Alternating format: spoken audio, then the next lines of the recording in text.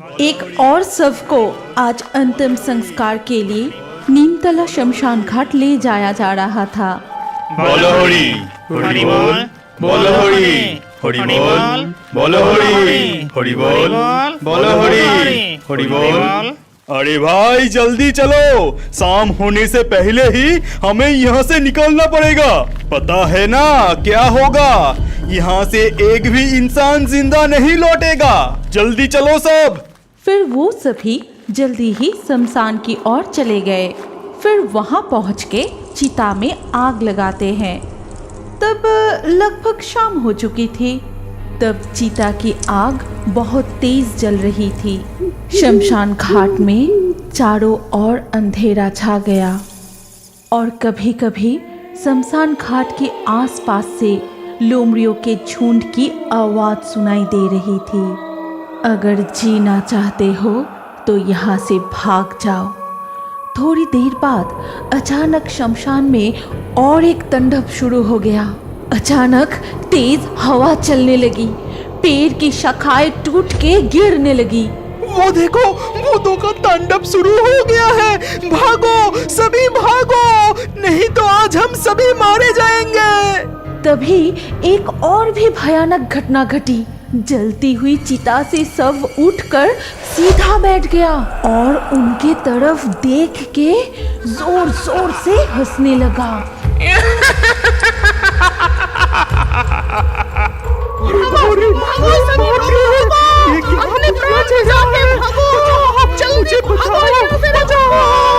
फिर वो सभी आधी जली हुई लाश को वहां छोड़कर भाग गए। नीमतला के इस शमशान घाट में ऐसी ऐसी भूतिया घटना घटती है कि लोग दिन में भी वहां आने से डरते हैं। कोई वहां अकेले आने की हिम्मत नहीं करता और अगर गलती से भी कोई शाम के बाद वहां आ भी जाए तो वो जिंदा नहीं बचते। उसका मौत बहुत ही भयंकर और दर्दनाक होता था, क्योंकि उस शमशान घाट में रहते थे एक चुड़ैल और एक डायन, जिसकी मृत्यु एक दुर्घटना से हुई थी। मुझे ये आधा सड़ा हुआ मांस नहीं खाना। कब से मैंने कच्चा मांस नहीं खाया। कितने दिन हो गए, ताजे खून की खुशबू भी नहीं मिली। अब तो कोई इस शमशान में अकेला आता ही नहीं। कोई तांत्रिक भी यज्ञ करने के लिए यहाँ नहीं आते कि उसको ही मार के अपना प्यास बुझाओ। कल ही कौशिकी अमावस्या है और इसीलिए हमारा ताकत दुगना हो जाएगा। कल हम यहाँ से ही कोई ना कोई शिकार जरूर ढूंढ लेंगे। अगली सुबह पड़ोसी गांव के धनंजय बाबू इस गांव के बाजार में नौगिन की मुर्गे की दुकान पर आए और बोले, नौगिन, ये मुर्गे का मांस कितना करके दे रहे हो? अगर काट के देंगे तो 220 रुपया प्रति किलो। अगर आप जिंदा मुर्गा लेंगे तो दाम कुछ कम होगा। बाबू आपको कितना किलो चाहिए? अरे नहीं नहीं, अभी नहीं लूंगा। आज रात को मेरे घर पर एक छोटा सा पार्टी है। मेरे 2 बिटिया का आज जन्मदिन है और मुझे आज शाम तक 10-12 किलो ये मुर्गे का मांस चाहिए। क्या तुम ये मांस मेरे घर तक पहुंचा सकते हो? बाबू, आपको चिंता करने की कोई जरूरत नहीं। ठीक समय पर मांस आपके घर पहुंच जाएगा। आप बस पता बता दीजिए। लेकिन नीमतला शमशान घाट पार करके मेरा घर जा पाओगे ना? नौगिन मन ही मन कुछ सोचने के बाद वो धनंजय बाबू से कहा, मैं भूतों से नहीं डरता। आप बिल्कुल निश्चिंत रहिए बाबू। शाम होने से पहले मैं मांस लेके पहुंच जाऊंगा। शाम होने से ठीक पहले नौगिन अपनी साइकिल पर 6-7 मुर्गियां बांधकर धनंजय बाबू के घर जाने के लिए तैयारी कर रहा था। नहीं, शाम होने से पहले ये सारे मुर्गियां डिलीवरी करना पड़ेगा, नहीं तो लौटने में रात हो जाएगा। सुना है वहाँ पर भूत रहता है। उसके ऊपर आज कौशिकी अमावस्या है। आज भूतों का ताकत दुगनी हो जाती है। जल्दी जाना पड़ेगा। फिर वो साइकिल लेकर राम का नाम जपते हुए निकल पड़ता है। भूत से मैं डरता नहीं, राम जी है सीने में। वो जीवन तो बेकार है डर डर से जीने में। नहीं नहीं, उस शमशान घाट की चुड़ैल मेरा कुछ नहीं बिगड़ सकता। मेरा इस हाथ में ताबीज है, मुझे डरने की कोई जरूरत नहीं। जल्दी जाता हूँ मैं। हाँ हाँ हाँ, इंसान की सौगंध। मैंने ठीक ही पहचाना, इंसान की खुशबू। मुर्गी की आवाज भी सुनाई दे रही है। जरूर कोई आ रहा है। आने दे उसको, फिर उसे मार के खून पीऊंगी। फिर नौगिन शमशान घाट के पास पहुंच के जैसे ही वो सेवड़ा पेड़ के नीचे आए, तभी डायन और चुड़ैल उनके सामने कूदते हैं। अचानक ऐसी डरावनी चेहरा देख के नौगिन साइकिल की ब्रेक लगा के वहीं रुक गए। मुझे छोड़ दो, मुझे मत मारो। मैं पास वाली गांव में ये मुर्गियां डिलीवरी करने जा रहा हूँ। मेरा कोई दोस्त नहीं। तुम चाहो तो यहाँ से एक मुर्गे ले सकते हो। मुझे छोड़ दो, मुझे मत मारो। एक मुर्गा लेंगे। ये कहने के बाद ही चुड़ैल ने अपनी लंबी हाथ बढ़ाया और नौगिन की गर्दन मरोड़ दी। नौगिन वही मर जाता है। फिर डायन और चुड़ैल मिलके उन मुर्गियों को मार के उनके मांस कच्चा चबा चबा के खा जाते हैं। और इस तरह सारे मुर्गे खाने के बाद चुड़ैल ने बोली, इस इंसान को अभी नहीं खाएंगे।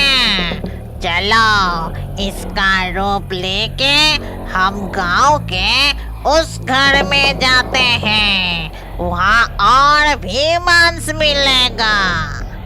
लेकिन हमने तो सारे मुर्गी खा ली, अब हम क्या लेकर जाएंगे? ये देखो मेरा कमाल। ये कह के चुड़ैल ने नौगिन को एक बड़ा सा मुर्गा बना देता है। फिर उसको साइकिल में बांध के चुड़ैल और डायन अपना रूप बदलकर धनंजय बाबू के घर की ओर जाते हैं। वहां पहुंचने पर धनंजय बाबू उनसे कहते हैं, ए नौगैन, इतना देर क्यों लगाया? और ये क्या, सिर्फ एक मुर्गे लाए हो? इतने में सबका कैसे होगा? आप चिंता मत कीजिए, इस मुर्गी से ही सबका खाना हो जाएगा। मैं अभी इस मुर्गी को काट देता हूँ और मेरा ये सहायक मांस पका देगा। देखना, खाने के बाद सभी बहुत तारीफ करेगा। नौगैन, तुम्हारा चेहरा कुछ अलग सा लग रहा है। छोड़ो, अपना काम जल्दी करो। फिर डायन और चुड़ैल रसोई में जाते हैं और वहाँ उन्हें तरह तरह की स्वादिष्ट खाना दिखाई देता है। खाना देख के चुड़ैल ने बोली, बहुत सारे खाना। कितने दिन हो गए हम स्वादिष्ट खाना नहीं खाए। तूने ठीक ही कहा। पहले इस मरे हुए आदमी का मांस उन सब को खिलाऊंगा, फिर उन सब का मांस हम खाएंगे। फिर उन्होंने उस मुर्गे की मांस पका के सभी लोगों को खिलाया और उस मांस को खाने के बाद सभी बहुत बीमार पड़ गए। कोई उल्टियाँ करने लगे तो कोई बेहोश हो जाता है, तो किसी के पेट में बहुत दर्द होने लगा। दरअसल उन्होंने मुर्गे का मांस समझकर मरे हुए इंसान का मांस खा लिया था। ये देखकर धनंजय बाबू गुस्से में रसोई की ओर जाते हैं और वहां पहुंच के उन्होंने जो देखा उससे उसकी पूरा शरीर ठंड पड़ गई। ये क्या, रसोई में नौगिन और उसका सहायक नहीं है एक चुड़ैल और एक डायन। जो गरम कढ़ाई से मांस उठा के खा रहा है और एक तो कच्चा मांस से खा रहा था। ये देख धनंजय बाबू बहुत डर के वहाँ से भाग जाते हैं और बाहर आके सभी को पूरी घटना बताई। और ये सब सुनने के बाद गांव के एक व्यक्ति ने कहा, अब इस डायन और चुड़ैल को भगाने की एक ही उपाय है। उस बरगद की पेड़ के नीचे जो योगिनी माँ रहती है उनको बुलाना चाहिए। वही है जो हमें इस चुड़ैलों से बचा सकती है। इसके बाद सब मिलके योगिनी माँ के पास गए और वहाँ जाके सारी बात बताए। फिर सब कुछ सुनने के बाद योगिनी माँ ने मन ही मन सोचा, इस प्रकार आज मेरी साधना पूर्ण होगी।